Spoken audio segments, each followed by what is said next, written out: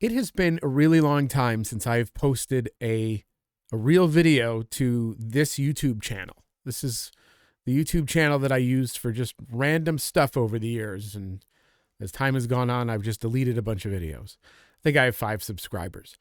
I have a night photography channel, and that's doing okay.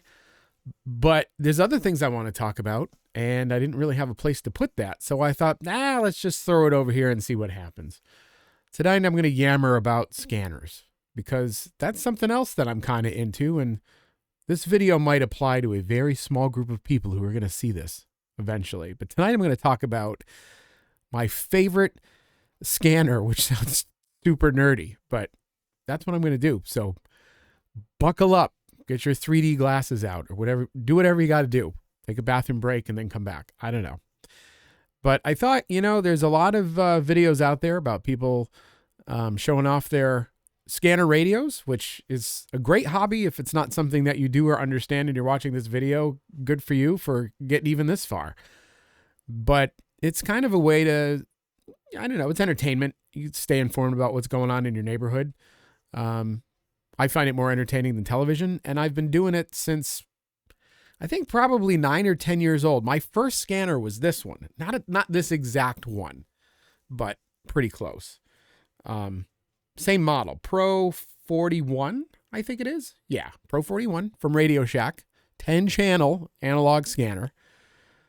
Those of you who are into scanners may have seen this before. This was my very first one when I was living in the Berkshires, and I remember I had the Pittsfield Police and the Pittsfield Fire and Lanesboro Police and Lanesboro Fire, and I had the ham radio guys up on Mount Greylock and the Weather Channel, the NOAA weather frequency. This was back when real human beings used to read the weather report and would update that like every hour on the frequency. Pretty cool stuff. But now here it is, many, many, many years later, and you go from something like that to something like this, which is the SDS 100 from Uniden. It's their latest and greatest, and it's pretty okay. It is pretty great because things have changed over the years. Things have gone digital. Some things have gone encrypted, and you can't listen to that. Just radios have changed. But if you're into this hobby, then you probably know that there's one radio in your life, and it's different for everybody, that you will never get rid of. Radios come and go, technology gets better, but there's always one unit that you have in your collection that you're like, that's the one that will never see eBay. It'll never see Facebook Marketplace. It's never anything that you're gonna get rid of. And for me, which is what this video is about, that is this one. This is the Uniden BR330T. There's not a lot of videos about this scanner out there. This scanner has been out for a very long time. I don't know exactly what year it came out, but I'm going to research that. I'm going to put the year right down here, like right here when I find out.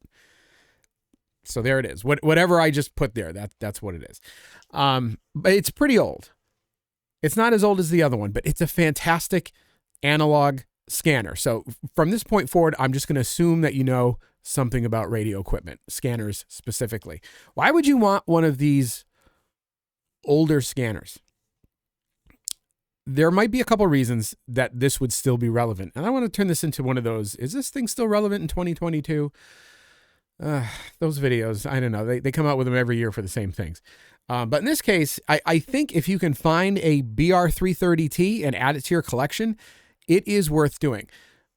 It has a couple interesting features that you may not see on other scanners today. The first thing is, and this is just kind of like a little side bonus, it actually has shortwave AM on it, which is really unusual for a radio this size. It has broadcast shortwave AM reception capability.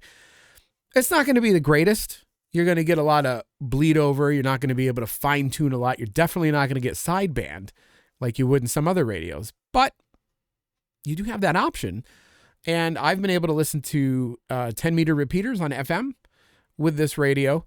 When the band opens up, it can hear it. That's kind of a neat feature, I think.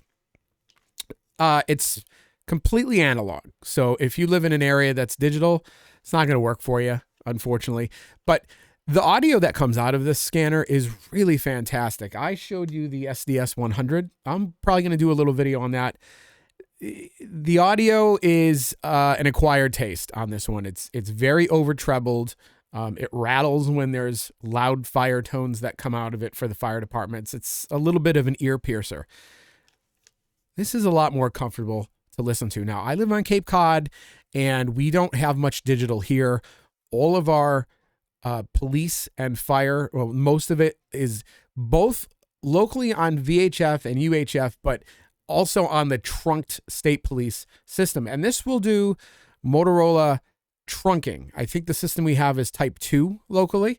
It has no problem tracking all of that. There's tons of different software out there. This is the first scanner that I'd ever owned that you could program by computer. And you really want to do that with something like this because it will take you forever to put the alpha tags in, and alpha tags are just awesome. Again, first scanner I could do alpha tags on was this. So I knew what I was listening to because I could put a name to it.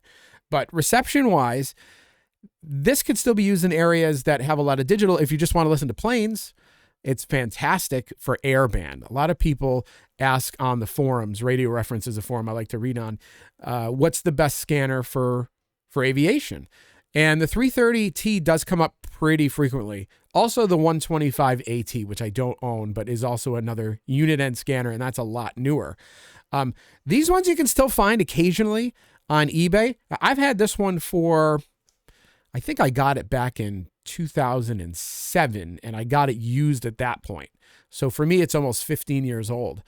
But it's a great size. It's not that big. I'm going to get the SDS 100 again. It's a bit thinner. It's a little shorter. It is lighter. And also it takes 3 AA batteries, which means that, if you run out of batteries where you're at, you should be able to find more batteries. In fact, if I needed to make a go bag and I wanted to take a scanner with me, I think this would be the one I would take. In fact, when I go hiking, I take this with me because I feel like it's a pretty durable scanner. I'm not going to throw it against a rock or throw it into a waterfall or anything, but it's small enough to fit in a backpack. And I don't mind if it gets beaten around a tiny bit because it's an older scanner, but it's a lot easier to travel with. The SDS 100, this is more like a microcomputer in a case, and you really don't want to get this messed up. This is nice to carry in a suitcase if you're going to go on a vacation or whatnot, or maybe you're just going to go hang out in a hotel somewhere and you want to have something to listen to. That's what this is for. So I'll bring this with me and I'll sit on top of like Mount Greylock or something, and it's got a fast search speed, it's got a fast scan rate, and it's just a ton of fun to listen to. And the audio on it's great. I probably get 5 or 6 hours out of a set of batteries on it. The 346, which was a very similar unit, I think the only difference between the two is maybe the 346 did not have the ability to do the shortwave reception. It doesn't really matter. Scanner Master a couple years ago got some old new stock of this particular unit, the BR330Ts, and I think they were selling them for $150, and I regret not having purchased one as a backup. I just feel like if this one breaks, it might be a while before I can find a replacement. And if I do, it's going to be a used one. I did, unfortunately, plug in the wrong charger one time. I do charge my batteries in here, and I know people are like, don't do that. I've never had a problem with this unit, except for the time I plugged an ICOM charger into it, and I got something on the screen here that said illegal voltage. Illegal. I'm not sure what law I broke specifically, but I did break the diode that controls the input voltage. And guess what? Would not charge anymore. Scanner still worked if I put fresh batteries in it, but I couldn't charge batteries. I couldn't run it off of the power brick anymore. This is the only scanner I've ever sent to get repaired. I think in most cases, if it was an older scanner like that, other than this unit, I probably would have just thrown it in a box, thrown it in the trash, and just gotten something else. That's how much I like this scanner. So I'm going on 10 minutes yammering about the scanner, but there's not a lot of videos out there, just people talking about why they like that unit. There's some demo videos of just showing it being received. Scanner School did a podcast about the scanner, and that was really interesting to listen to. It was nice to see a more recent episode of anything talking about that scanner. But Yeah, the BR330T, if you can find one of these, if you're a scanner collector, you like good audio, decent battery life, something fairly easy to program with, there's multiple pieces of software out there that'll work with this. And you live in an area where you can still get analog. It's definitely worth it. In fact, the last couple trips I've made out to the Berkshires to visit the family, I've brought this with me, and I've really enjoyed listening to it. Like I said, it's the only one that I don't think I'll ever get rid of. Every so often, I do look on eBay to see if there's another one lurking around, and maybe once or twice a year I see one pop up, and I think, maybe I should get this, but I never end up doing that. The closest model to this on a base unit in terms of the screen is the BCT15. If you've seen those or you own one, the screen layout seems to be really close. So you've got your groups. It's a dynamic memory setup, so you can kind of set things up in a way that's not so bank traditional. It's more of like how things are now. So you can have your groups and your subcategories. As long as you have a good memory and you know where to find everything, it's fine. But this thing is fantastic. The 396 is a newer model than that, still old by today's standards, but I believe that has digital. So if you do need to get into the P25 stuff, that might be the better way to go, but it's in the same form factor, and I see more of those pop up on eBay and the trade websites than anything else. So anyway, that's all I got to say about this particular scanner, but I thought I'd yammer on about it for a little bit because I was thinking the other day, I really love this scanner. I want to share that with the people out there who are interested, who might have one at home and aren't using it, or thinking about, I want a good airband analog scanner, or maybe you've seen, this is what happens to me, maybe you've seen one for sale and now you're researching and you're thinking, oh, I got to find somebody who's got something to say about this particular scanner. My advice to you, if you're looking to purchase one, you have access to one, get it and don't ever get rid of it, because it's a fantastic unit. It does say NASCAR on it. I'm not a NASCAR fan. You could put tape over it if you're really bothered by it. I guess maybe they marketed this to folks who wanted to enjoy scanners at NASCAR events, and you still could with something like this. But don't let that fool you, because it's way more than just a race car scanner. Between the shortwave and the trunking ability and the great airband reception, it's a nice unit. It's a nice unit. So that's my 2 cents. I hope you enjoyed hearing about that.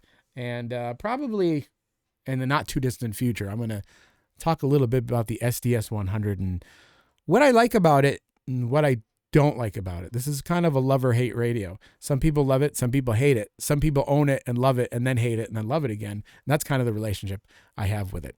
Okay. Thanks for watching. Happy scanning.